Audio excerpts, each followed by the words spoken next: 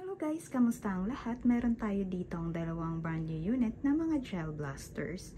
Umpisihan natin sa Gingy SLR version 4 na short, which is good for CQB.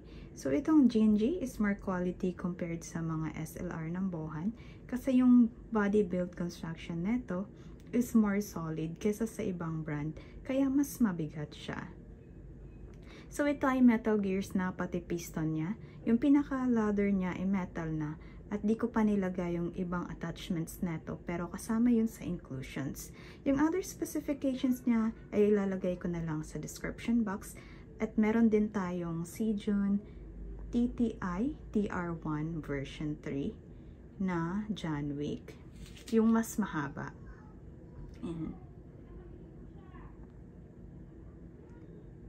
So, may dalawang klase ng Janwick. So, dapat wag kayong malito kasi yung isang ganito ay hindi metal gearbox, which is same body at appearance build, pero hindi siya metal gearbox.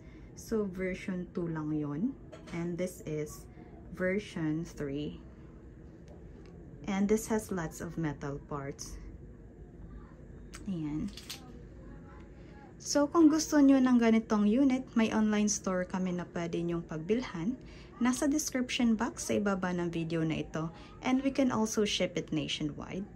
So, yun lang guys. Please don't forget to like and subscribe sa ating YouTube channel and hit the notification button para ma-notify kayo sa mga bagong upload na mga videos. Thank you!